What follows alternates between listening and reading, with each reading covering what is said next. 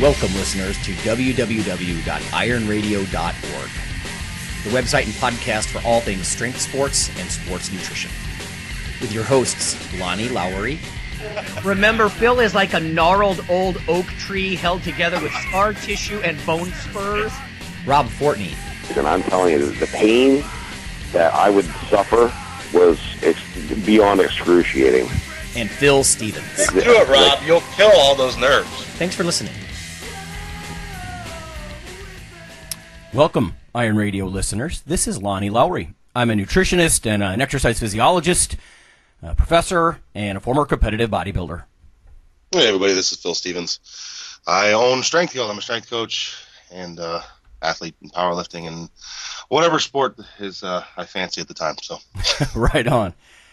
All right, everyone. We have Phil on the phone today, just tech reasons. Sounds pretty good so far. Skype is holding up. Good. We have two little bits of mail, 3 or 4 little tidbits of news, and then we're just going to mostly go right to break and find out about Phil's trip to the Arnold. And I have some questions for him. Our topic of the day is going to be just a report on the strength and fitness industry. So let me get through these mails quickly. Sometimes the line between marketing and networking is a fine one. And I think both of these have elements of that, and I'm trying to decide which they are. The first one I think is just personal interest and motivation. This is from Renato. He says, through our website, he says, "Hi, Robert. My name is Renato Bogina. I hope I'm not destroying that. I'm a strength and conditioning coach from Italy, currently living in Amsterdam. Over the past few years, I've gained a lot of experience coaching large groups of athletes as well as individuals. I'm now looking to share my knowledge. Basically, I would love to come and talk on your podcast and discuss strength and conditioning related subjects. I specialize in coaching field athletes, such as rugby and football players." So the reason I'm mentioning this email on air is, listeners, if you have an interest in that, again, these guys are strength athletes, right? Rugby, football, this robust group of dudes there. Let us know, and we will reach out to Renato and get sort of a European perspective on what he does with strength conditioning in those fields. He says, "I can imagine you'd like to know more about me before you decide to invite me. Let's stay in touch." It's a pretty cool email. He's just trying to get the word out. Like I said, motivated, networking. So if listeners, again, if you can let me know, you just go to IronRadio.org and send an email through Rob. Rob still dutifully sends us emails. I appreciate that he does that. And then we'll go from there. The next one is from Taylor, also through our website. "Hey, guys, I've been listening to Iron Radio for a bit and love it and wanted to email you about potentially working together. I work for a design and marketing agency in Raleigh, North Carolina. I wanted to personally reach out to you, introduce myself, etc. Let me know what you think. I hope to hear from you. Best, Taylor." So again, marketing person reaching out and listener to help. One of these days, I think we're going to pull the trigger on this. We always, we just kind of, do our own thing, and we're on select social media. But when I look at some of the content, and this sounds very judgmental, and it's not like, well, my wife always jokes, "Good thing we're perfect," sarcastically. But there's so much that we could be doing, and just basically putting it in someone else's hands who's better at the marketing and or at least has the time to do it, because there's so much junk content, with tens of thousands or even millions of views on YouTube or different social media channels. I'm like, I don't know. Maybe there are a few intellectuals that are also strength athletes. I don't know. But one of these days we're going to pull the trigger on that. But that's the mail. Let me share just a few news tidbits. Strength and muscle sport news. This is from IFT, Institute of Food Technologists. It's one of my favorite groups now. These are just blurbs, so these are not extensive deep dives, but I thought you might be interested. The first one, FDA advances the implementation of the new Nutrition Facts food label. So listeners, you might remember that we've been talking in 2018, we have new food labels. The calorie font is really big. And, I've had some debates with people about whether that's good or bad.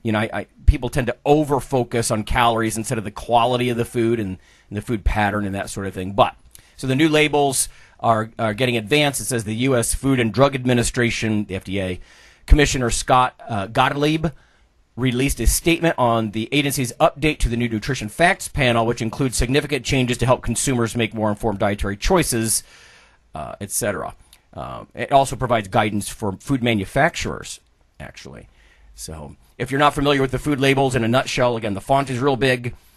They used to have 2 vitamins and 2 minerals on there in addition to the macronutrients. Vitamins A and C, and the minerals were calcium and iron. They got rid of vitamin A and C, and I think they were on there before because they're sort of at risk. You get them from fruits and vegetables, and that's what Americans generally don't eat. But they have made some changes that I do like. They took off A and C, but they added vitamin D. And a lot of us know that there's been some interesting studies suggesting it could raise testosterone in certain people or increase strength and that sort of thing. Multiple things happen with vitamin D because it's a hormone, right? It's the only vitamin that's also a hormone. And then they added potassium as one of the minerals, and I like that too. Again, you get that from fruits and vegetables, also dairy and things like that. And it helps counteract, in my mind, a lot of the excessive sodium intake. Anyway, the next one, again, just tidbits, is the Russian media waging an anti-GMO campaign in an attempt to cast doubt into the minds of Americans about the safety of, this is genetically modified organisms, right? So essentially food items of your choice that have been tweaked genetically, to cast doubt into the minds of Americans about the safety of GMOs and agricultural practices in the United States. Russia's major news outlets have focused their efforts on portraying GMOs in a negative light, according to Iowa State University researcher Sean Dorius and Carolyn Lawrence Dill. So that's interesting. I don't know if there's paranoia about Russia meddling with everything these days, but that is interesting because here in the States, at least, most scientists, there's a huge divide between most scientists who feel that genetically modified organisms are safe and really a good thing, and a lot of lay people are very concerned about them for whatever reason. So I thought that was a little interesting, how the media getting shaped there, shaping our opinions. Let's see. There was only 1 or 2 other things left on here. Snacks increasingly replacing meals for consumers. Technomics recently released a 2018 snacking occasion customer trend report. And that reveals not only our views on snacking starting to broaden, but consumers are more likely now than in 2016 to replace 1 or 2 meals per day with snacks. I think that's pretty true with me. I eat a protein bar for breakfast, for example. Like you, Phil, I'd grab a cup of coffee and stumble to the mic here. Yeah. And then 2 more. Consuming nuts improves colon cancer outcomes. I know we're more of a fitness podcast, but exercise has some relation to colon cancer as well. But anyway, in a good way. Nut consumption may contribute significantly to colon cancer survival, according to a new study at Yale's Cancer Center. Study tracked 826 people with stage 3 colon cancer for 6.5 years following treatment and chemo. So, again, those phytochemicals, I really think it's an important part of a lot of diets. If you like to snack, nuts are great. Classic like weight gain calorie source too. If you're going to diet, you got to be careful because they're so calorie rich. And then finally, 25% of consumers express interest in meal kits. Due to their convenience, variety, and freshness, meal kits are gaining favor with American appetites. In 2017, in-store meal kits generated over $150 million in sales, posting growth of more than 26% year over year, reports market researcher Nielsen. So that kind of goes back with the snacking thing. People like their ready to prep meal kits. They like their snacks. To me, it just suggests a lot about people having no time, really. Last one, just in case anybody's interested, Kraft Heinz. Again, a lot of these huge food manufacturers are buying each other and this and that, but Kraft Heinz Company has announced a launch of a new springboard dedicated. Now, this is where some of our listeners who work in the fitness and nutrition world might be interested. A new platform dedicated to nurturing, scaling up, and accelerating the growth of disruptive U.S. brands in the food and beverage space. So you might want to Google Kraft Heinz, IFT, something like that. If you're interested in starting up a product, something like that, could be helpful to get you investors and that kind of thing. Go for the big boys. All right. Phil, I know most of your news is probably the travel that you've got. Did you have anything else before we go to break? No, I mean, we don't have nothing real exciting coming on right now. I mean, the only thing we've been talking around here lately is the oncoming shift in weight classes and weightlifting, which everybody's waiting on. They're shifting those again. How so? Well, they're doing it like they did in, 84 or whatever. They're shifting it and resetting world records again in IWF, International Weightlifting. So why? Because of all the recent drug pops. So. Oh, gotcha. So they're just doing a slight shift, and there's going to be 7 men's weight classes, 7 women's. Currently, there's 8 men's and 7 women's. The only real thing I've heard about is like they want to do away with the 105 class because that's where a lot of the bad pops were gotten in the men's class. I see. So yeah, because they're doing a shift and restarting things again, so they don't have to like obliterate the old world records. So they'll be there, but it's kind of like an asterisk thing. So is that going to be good? Is that going to motivate people to get out and try to set some fresh records? Yeah, well, I mean, what it's doing really, the only thing it's doing as far as athletes, like my athletes and things like that, is, we have people on the very edge of weight classes, and they're hoping they go up a few kilos, so because it's easier to take weight then. Mm-hmm. So that's kind of the only thing that everybody's really talking about, but that's the only real news I got right now, besides the Arnold and stuff that we just went through. Right, right on. All right, well, I warned everybody at the beginning. We're just going to head to break sort of early. When we come back, we're going to get a report on the strength and fitness industry from Phil, since he was traveling and probably saw a bunch of cool stuff. So we'll be back in just a moment.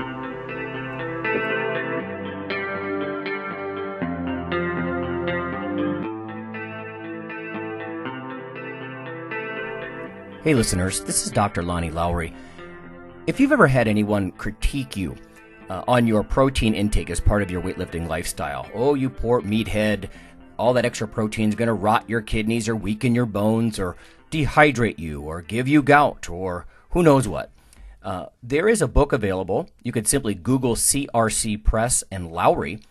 And what I've done is reach out to experts all over the world and create a book, a single compendium that you can hold up and say, this is why I consume extra protein.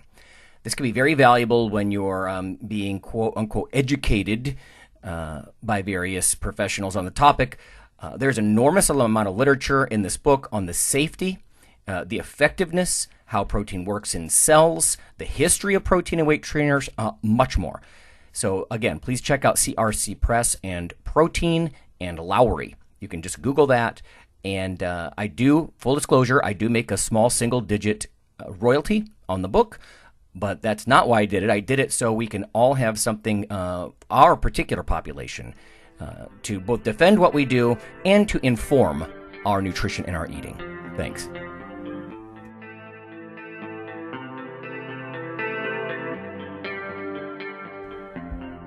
IronRadio is, of course, primarily a podcast. But over the years, there have been technical glitches calling for backup streaming and listeners who wanted the convenience of other sources of audio content. Toward this end, IronRadio is now simulcast and backed up on YouTube. If needed, please search Lawnman07 or IronRadio from within YouTube. There's not much video, but if you like to listen through YouTube on a Roku or other living room device, there you go.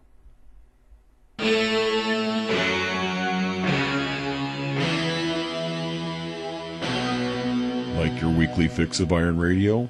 In addition to being a popular institute on iTunes, we are also on email. Simply go to www.ironradio.org and sign up for the voluntary email.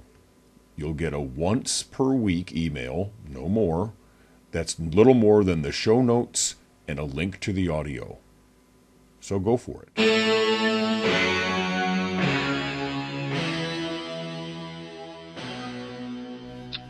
Okay, everybody, we are back, and we're just going to talk about the industry today and kind of hit things off on what we saw on our trip.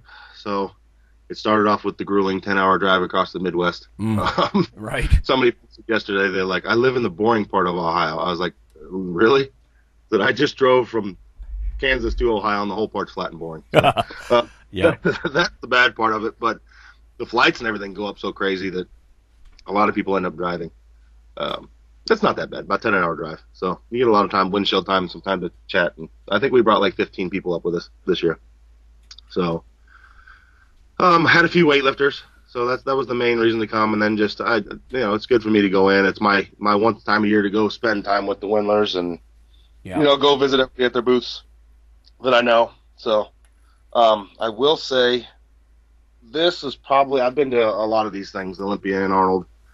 This is the first time I've seen it about 1 p.m. on Saturday. They shut it down because it got so busy. The fire marshal shut them down because they're over capacity. Whoa.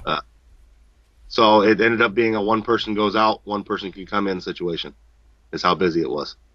So do you know what the cap was? Like how many thousands are we talking? Do you know? I don't know, but I mean, it was like those expos are usually bad, but I mean, it was literally elbow to elbow through the whole thing. There was no walking space. Wow. It was crazy. So, needless to say, I didn't spend a whole lot of time in the expo. At least, unlike the Arnold or the Olympia, like everything kind of happens in that one spot except for the bodybuilding. At the Arnold, it's spread out. So you have the main stuff going on there. So you get the main stage in there where a lot of the strongman, and then Highland Games, amateur strongman is kind of going on in the expo. But when you start getting into weightlifting and fencing and jiu-jitsu and things like that, they all kind of have their separate rooms, which if you're coaching in something like that, it helps. So, but I mean, it's spilling out everywhere. I mean, out of the expo now, there's booths out in the halls, and things like that. So, well, they've grown so many times. Is there anywhere else physically they can go in Columbus, or is that the biggest venue? Do you know? I can't imagine there's anything bigger. My God. It's right? It's a pretty big spot. So the only thing they can do is just keep, there's more buildings around that, I guess, start spilling more into hotels and more into, because like the Hilton's attached to it. I'm sure they have some kind of convention hall in there for meetings and things, and that's true. Just keep spilling further out.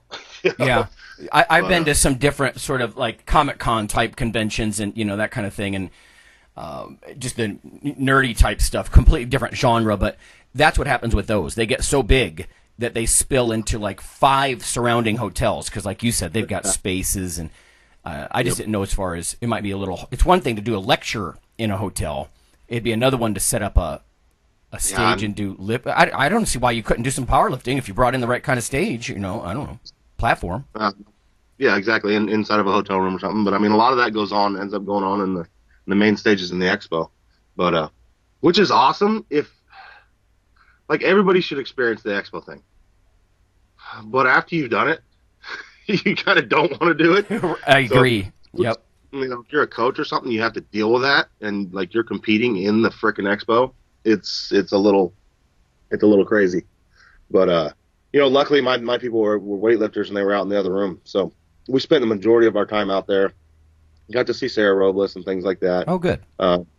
We did go into the expo. I mean, I had to go to Mark's booth and say hey to him and Jesse Burdick, and then over to Hate Brand Goods and talk to Matt. And luckily, I knew their booth numbers, so everybody just grabbed me and I went. Right. I don't mind pushing through the crowds of ILS people, and it's like, come on, buddy, you don't take up that much space. Move. Right. We're coming through. Right. Now, as far as when I think of the Arnold, I think of the Expo, right? So, I don't know if it would be a help or a hindrance. It seems like that much chaos would really call for a lot of focus if you're trying to actually compete and get some work done, get something done there. Yes. But, as far as the expos, though, the booths, I'm assuming there were dozens to hundreds of booths. Oh, yeah. Is the dietary supplement presence as big as it used to be? I mean, being a sports nutrition person, I'm interested in that stuff. Or is there a wider variety of products, you think? I think there's a wider variety now. Because it used to be, as you know, I mean, it was like almost, God, it was nearing over 90%. Agreed. Yep. No, I mean, it was just flooded with that. And I'd say maybe 50% now. So, and then you see a lot of, Well, raw powerlifting is kind of making a resurgence, so you see a lot of companies like that. Mark with his stuff, wraps and straps and sleeves and things like that. Accessories, kind of, yeah. Accessory type stuff. And other just fitness gadgets and lots of clothing now. Clothing brands, fitness brands. And yeah, then you have your big booths, like some of the larger supplement companies have their giant booths. EAS, places like that. Yeah, I mean, you just know they're going to be there. And bodybuilding.com's always going to have a huge booth and things like that. But you don't see as many. I don't know. It seems like the small mom and pop supplement companies you used to see have kind of went to the wayside a bit. There's not just the hundreds of those. But I think the FDA regulations they've gotten so much stricter, and they've set the bar higher. It's not like in Bigger, Stronger, Faster, where you can just capsulate some stuff on your kitchen table. I think that weeds out a lot of the small guys. Yeah, you'd have to have somebody to actually get into the industry now, whereas before you didn't. Because like you said, you could literally do it on your kitchen table. Exactly. Now you got to have a lawyer involved, and there's labeling and good manufacturing practices. So many things in place. Yeah. So yeah, you're seeing a lot more of the, and I mean, I think it's pretty neat. I mean, like hate brand goods and things like that. You're seeing a lot more of that type of stuff, like a lifestyle brand type of deal going on. And in many ways, that's good for everybody. I mean, it's good for the athletes. It's because a lot of times what ends up is now you have athletes a way to get before you'd get sponsored by Joe Schmo Nutrition, and you'd get pounds of protein sent to you a week. Yep. If you can get behind something like them, now you're wearing something that at least has some kind of message behind it besides just, literally with the supplement companies is just sell our stuff, we'll give you a couple bucks, type of thing. Yeah. But yeah, so I mean, you're seeing more of that. Phil, actually, that's an astute observation because one of my questions for you was going to be, is mixing fitness genres, is it beneficial for the athletes or the spectators? But it never really occurred to me that when you broaden it like that, you might be able to bring in some good-sized companies that aren't about pills and powders. Not that that's necessarily bad, but and those could sponsor athletes, right? Because it's all so broad. Yeah. Well, and you're seeing that. I mean, even in like Rogue. Rogue's a major sponsor there. And things, and they're an equipment company. Mm-hmm. They sponsor athletes, they sponsor the events, and then you have different companies like that end up sponsoring different parts of the event or prizes, and things like that. And it's it's something you can wear, and it's some kind of message you can get behind, and everybody kind of to me it makes more sense than I can't tell what kind of protein powder you're drinking when you have a shaker full.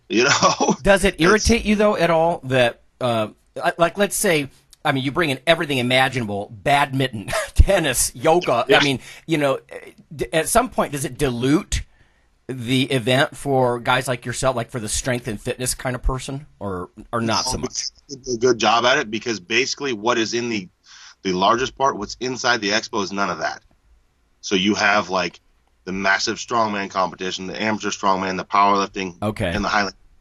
It's like the major strength events is what is going on in the expo. All your other stuff, you have to go find it.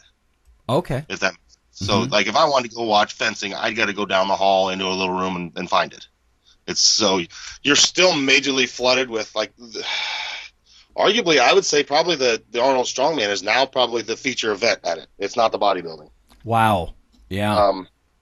Nobody was talking about the bodybuilding. I have no clue what happened at the bodybuilding competition. That's funny because, you know what? I haven't been there for years. And even the last time that I was there, God, it was probably 10 years ago.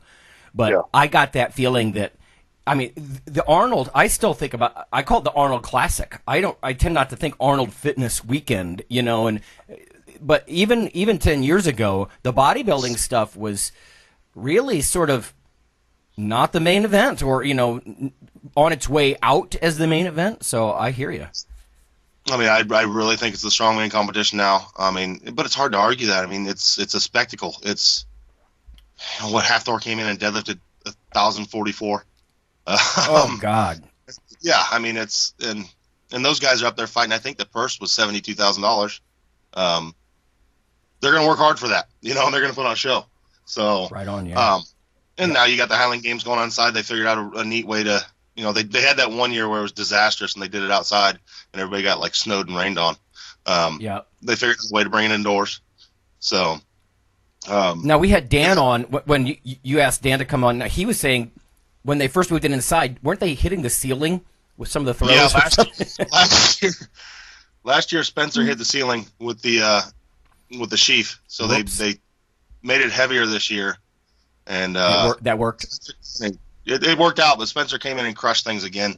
Like I was talking to Dan, there was like, "Are you having a good day?" He's like, "Well, yeah, I'm having a good day, but it just looks like I'm having a bad day because Spencer's having such a good day." He broke like 4 world records. Whoa. Yeah, so I mean, he's like, nobody's having a good day compared to that. Right. But I think Spencer threw a 19.3 weight over bar, so 56-pound weight for height. It's hard to even wrap your head around some of the numbers for me, because I don't watch it as often as you do.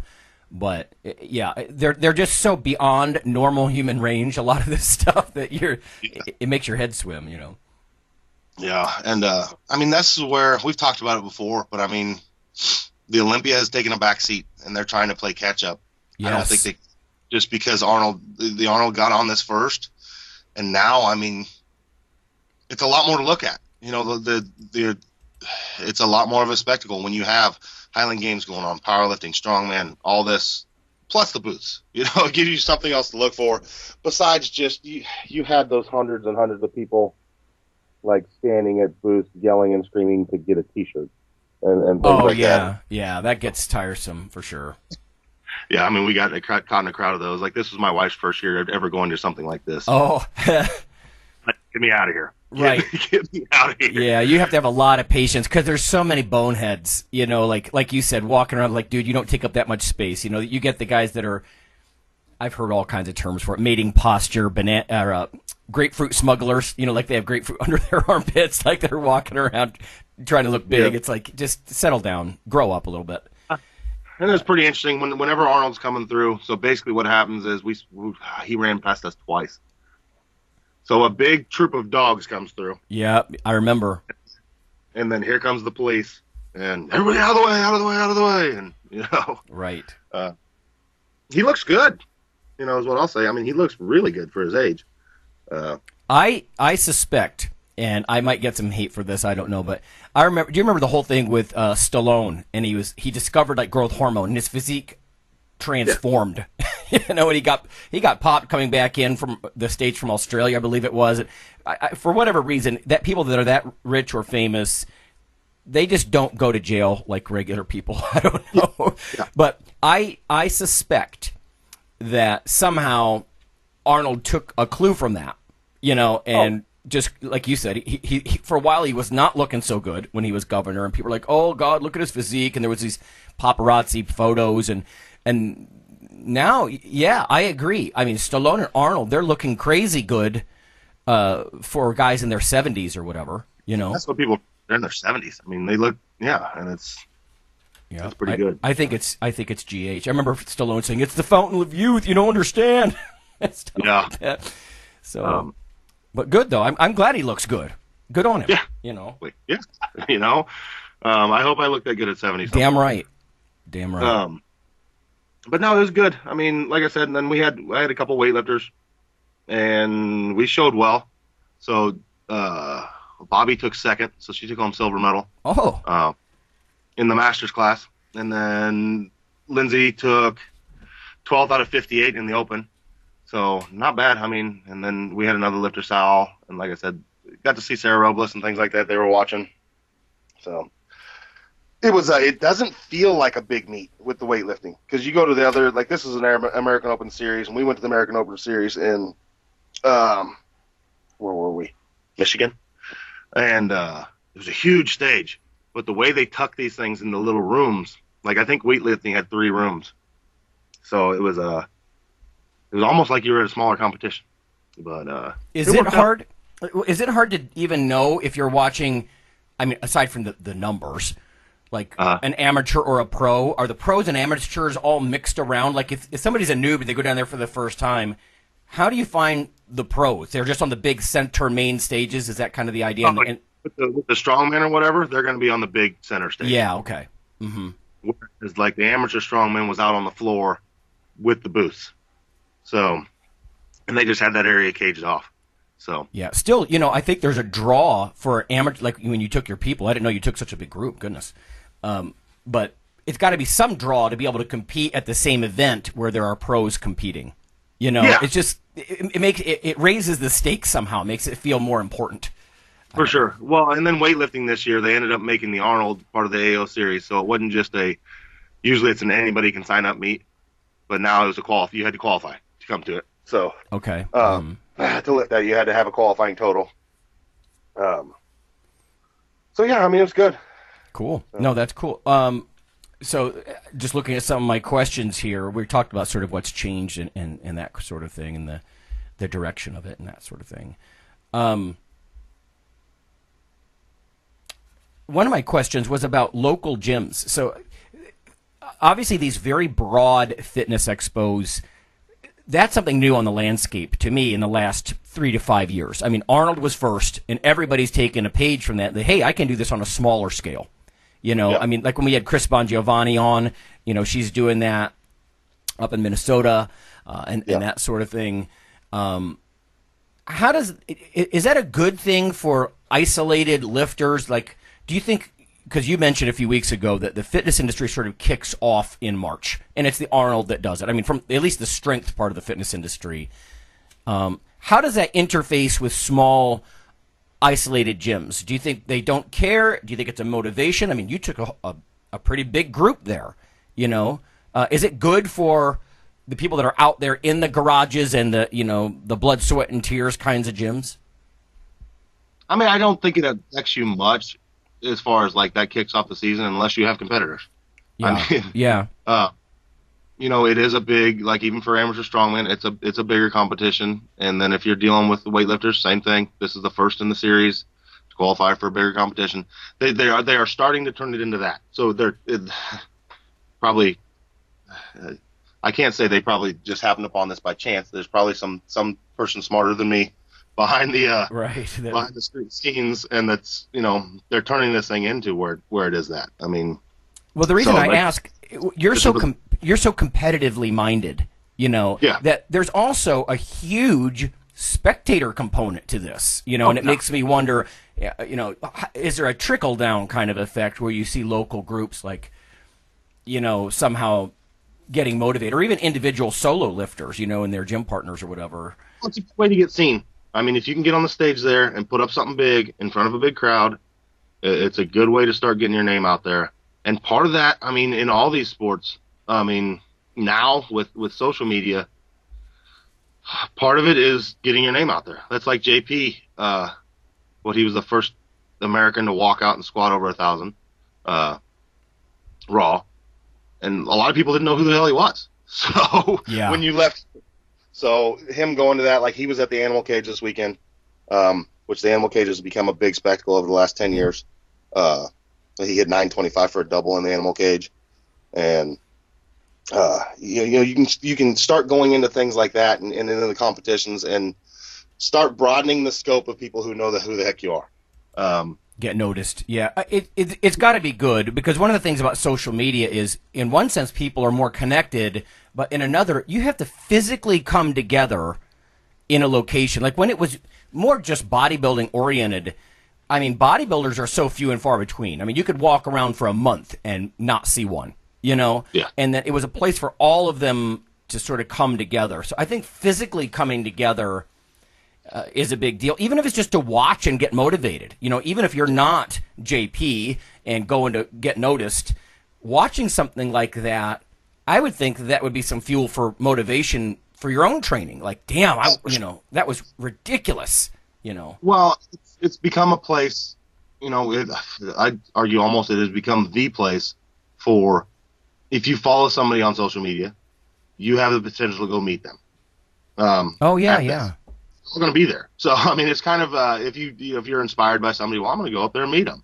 And they all do a pretty good job. Like JP, he puts it out there on his social media. Okay, I'm going to be at the animal cage this day, and then I'll be over at Mark's booth this day, and things like that. So it can work together like that. That makes sense, yeah. And, it's a fun atmosphere. I think it's great for strength sports. I mean, I think it's because individually they're all niche.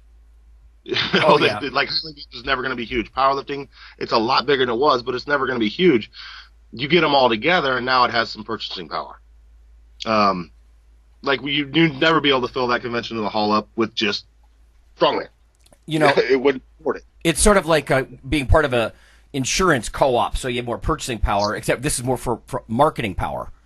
Yeah. Yeah.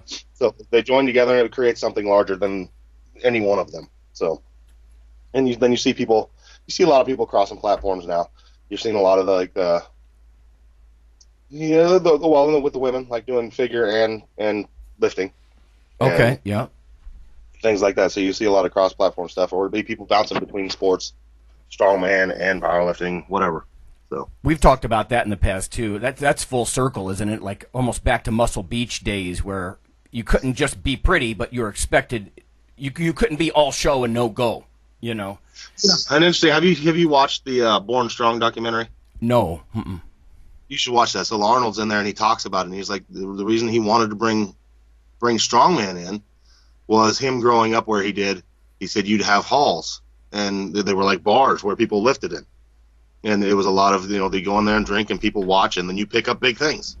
And he said that just made sense to me. He said we needed that spectacle at the Arnold, where people can celebrate people just picking up big things. And so, I mean, it fits. It does get people fired up. I mean, the performance. It's performance oriented. Like someone could miss a lift. I mean, with bodybuilding, all the work is done ahead of time.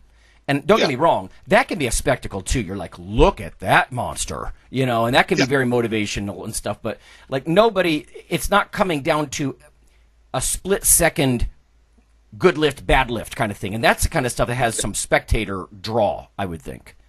Oh yeah, much more so. I mean, like you're not going to hear 20,000 people stand up and cheer really loud while somebody strikes a double bicep pose.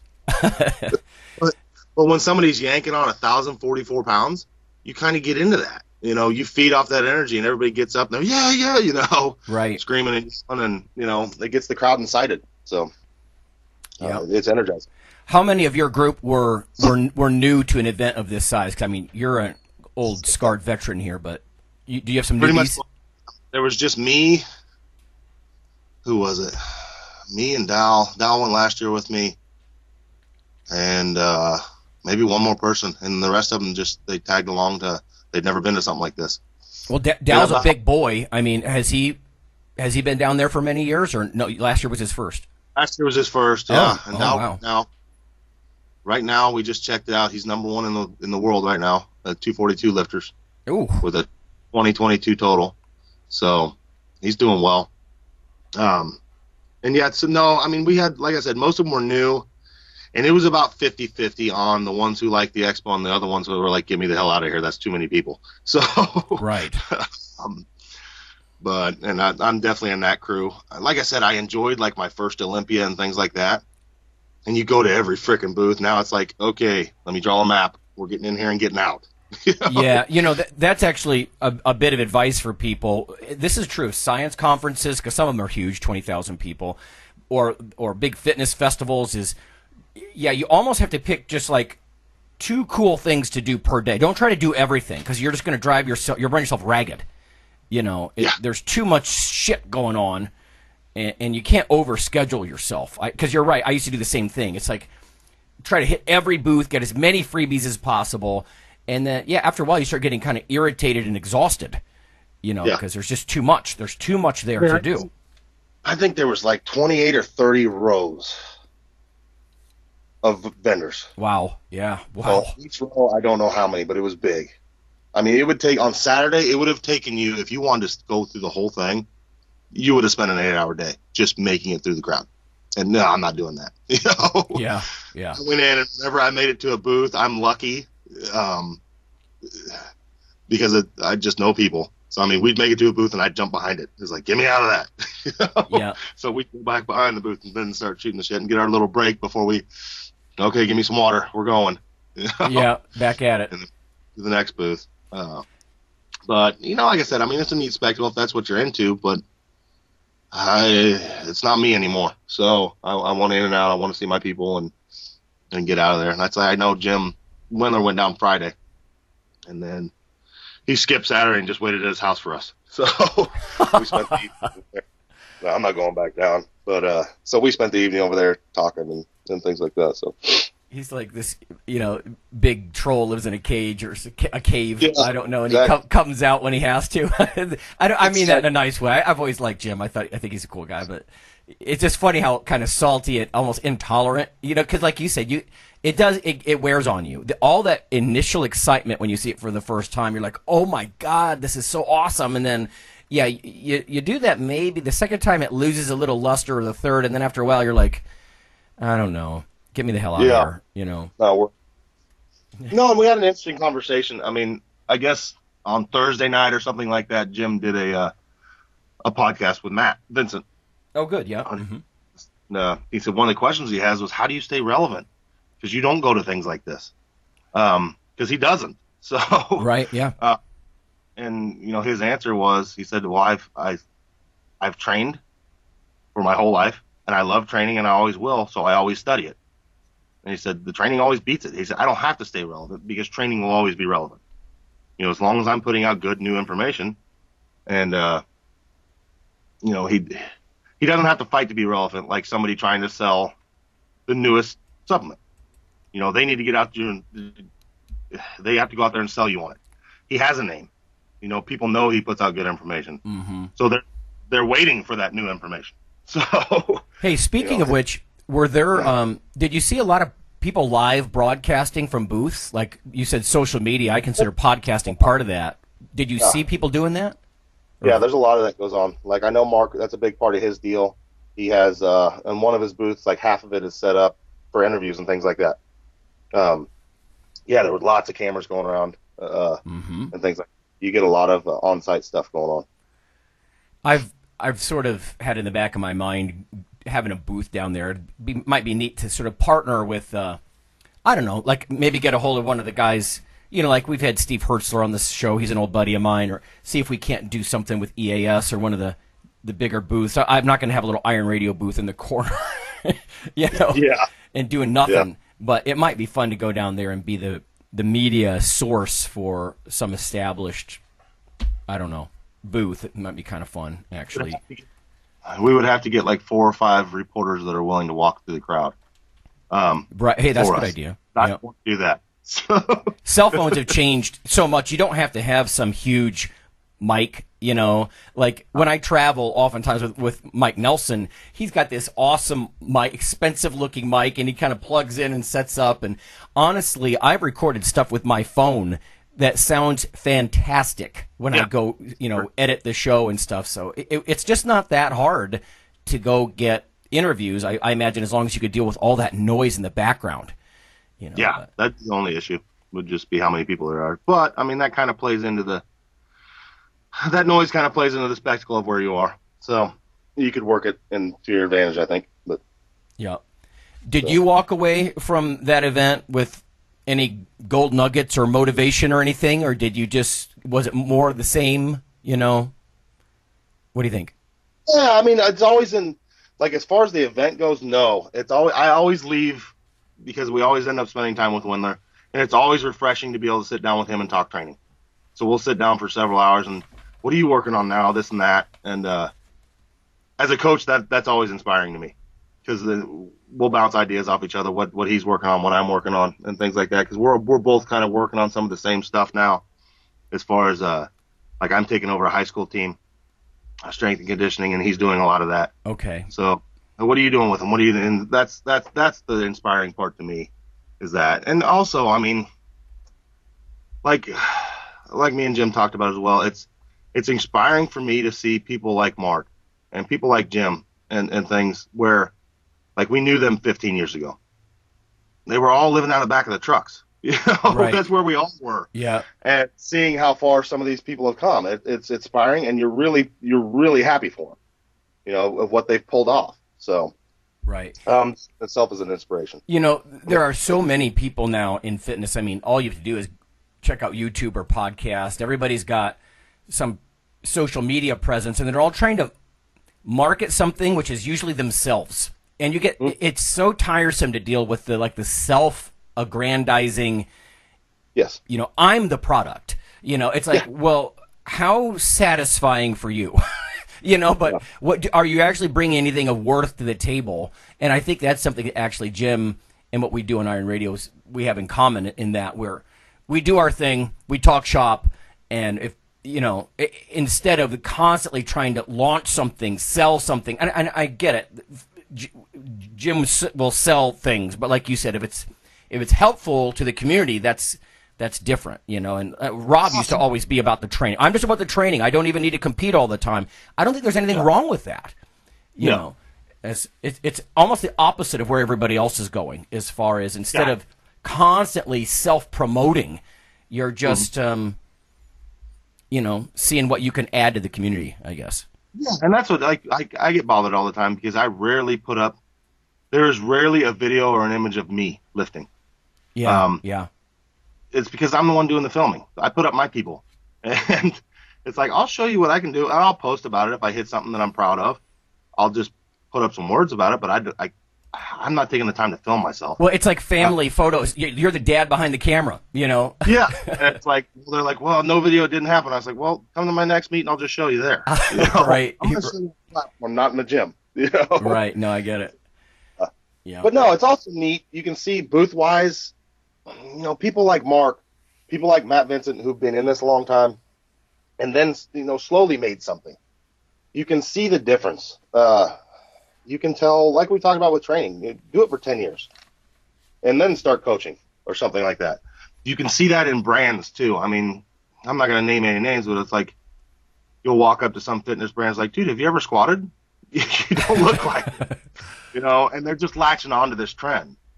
And you can tell the difference in between the ones that have been, like I know Mark personally, and like his brand, he wants to put out quality shit, and he knows how to because he's been in the industry for 30 years. He's been training hard for 30 years. So he knows, he has an idea of what good shit should be. Yes. So, because he's done it. And people that haven't done it, like, how are you going to tell me that that's a great rap when you've never done a meet? It's like the old phrase, do you even lift, bro? Yes, exactly. Yeah. And there's a lot of that going around. There's a lot of little brands and stuff that are like, come on, man. But yeah, just trying to cash in. Hey, I got one more thing before I let you go, and that is any innovations, products, like, whether it's supplements, I know you're more a whole food guy and that kind of stuff, but did anything seem innovative, like from dietary supplements, again, that's kind of my background. So when the NO products came out, I was not a big fan, still not, but that swept through the industry. Or there was all, obviously creatine, 100 years ago and all that sort of thing. But did you see innovations that really stood out? Product, any kind, physical training, equipment, accessories, supplements, anything really? Anything new to you, or not so much? New and groundbreaking? No. Yeah, groundbreaking. I can't think of anything that just was like, wow, that's awesome. Mm-hmm. I mean, it was the same old thing as far as supplements go. They were handing out energy drinks and protein shakes. Okay, right. No, that's what I wanted. Okay, I get it. They had literally, Monster had like 3 pickup trucks outside full, like the whole bed packed full with Monsters, and they were tossing them out all day free. I'm not sure, now that you're mentioning this, I once took a student to one of the ISSN meetings, and you know how they have the sort of expo and conference. You've been to those. And she was sampling different stimulant products. I'm like, I don't think you should keep doing that because I'm going to get in trouble. Like, I'm going to take a student to something. She's going to get sick. But it dawned on me just now that, let's say there's 20,000 people in close proximity to each other.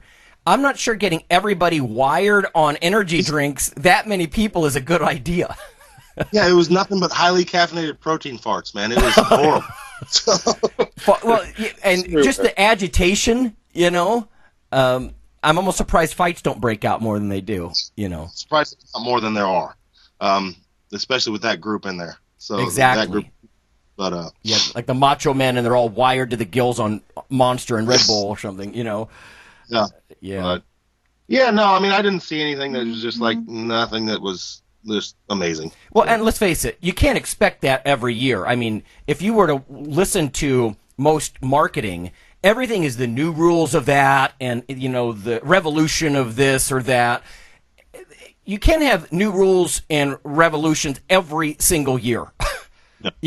Sometimes innovation is stepwise and that kind of stuff. So yeah, I mean, I honestly can't think of one as far as supplements go. We haven't had anything hugely groundbreaking in a long time. The big thing right now is everybody's trying to latch on that keto wagon. Okay, still, yeah, and the energy drink thing's always going to be there. Oh, because it's fun to be wired, Yeah, you can feel. Yes. And you always load them up with beta-alanine so your skin starts crawling and cheap tricks like that. So, but yeah, I mean that's about it. I mean, the only groundbreaking things that happened were like I said. I mean, as far as the lifting goes in the events, there was some amazing stuff going on. World records being broken here and there. So, do you think most of the people there are just there to trick or treat, as it were, yes. at the expo and not to watch the events? Or yep, it was crazy. Like I'd go to the restroom in the weightlifting, and you hear guys in there like dumping out their bags on the counter. Oh man, I scored like 6 months. I don't have to buy any energy drinks for 6 months. Let's go back and get more. It's like, that's not worth my time is worth more than you just got. Right. That's why I call it trick or treat. Right. You go from booth to booth and you fill your bag with the freebies. Yes. And hopefully hopefully some of those guys actually stumble onto an event, and you know what I mean. It's a way to get people hooked. Maybe they go down there just for shallow purposes, and then they're like, "Hey, this is actually amazing. I'd like to try that." Yeah. I mean, it's hard to say, but I would guess maybe 20% of the people were like latched onto an event and watching it. The other 80 were just walking around trying to collect things. So, okay, I know I keep saying this. One last thing. So, is there anything you can borrow? Because I know you're looking into more of the expo type thing yourself, right? As far as broader, ranging stuff and more fun. And did you learn any lessons from the Arnold, or is it just not that new and you're just going to do your own thing anyway?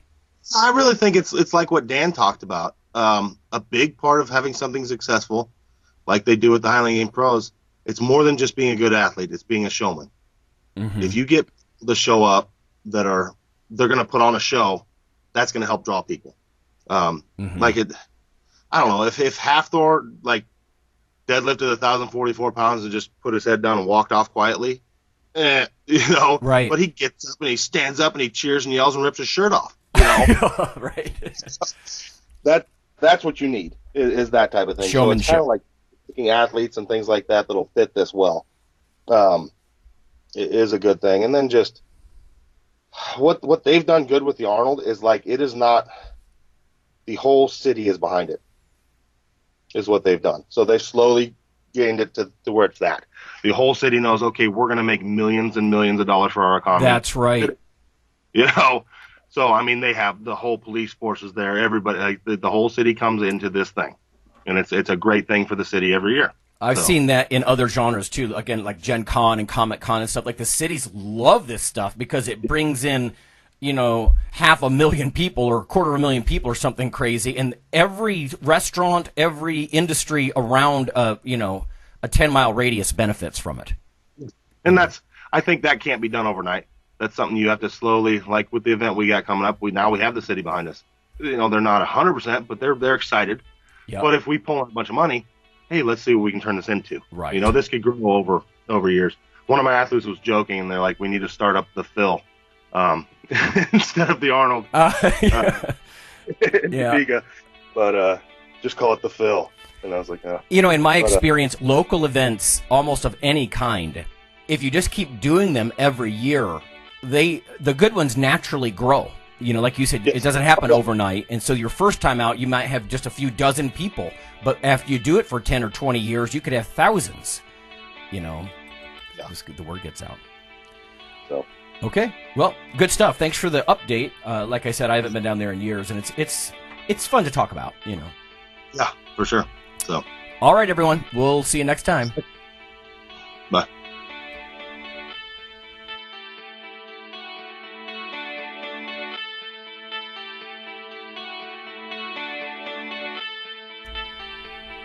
Hey, listeners. Have you seen the store at IronRadio.org? There are 3 halls in the store. One for Phil, one for Fortress, and one for myself, Dr. Lowry. And they're thematic. So you can go into our Halls of Iron store and choose based on your goal. If you need something to learn or read or something nutritional, you can look in my store, Lonnie's store. If you want something about injury prevention or competition, then take a look at Phil's Hall of Iron. And if you want something about motivation or daily training, Fortress's Hall has what you're looking for. There are some fun, heroic descriptors as you browse through the store, so we try to make it a little more fun than the average boring online store. And whether you're a novice lifter or someone more experienced, you can take heart that you're not wasting your time. The things that we put in each Hall of Iron are actually based on our own recommendations. Protein powders that we know to be good, knee sleeves, wraps of some kind, things that Fortress uses in his own training. The stuff you see, you know is good. This way you don't waste time. So check out the Iron Radio store at ironradio.org and let us know what you think on the forums, and certainly you can request products and we will screen them before they go in. So thanks for listening.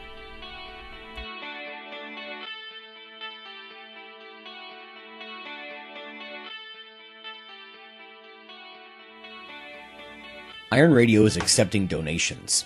If you like what we do, the professors, the scientists, the bodybuilding show promoters, the athletes themselves in powerlifting and bodybuilding, please consider making a donation or maybe buying something from the ironradio.org store.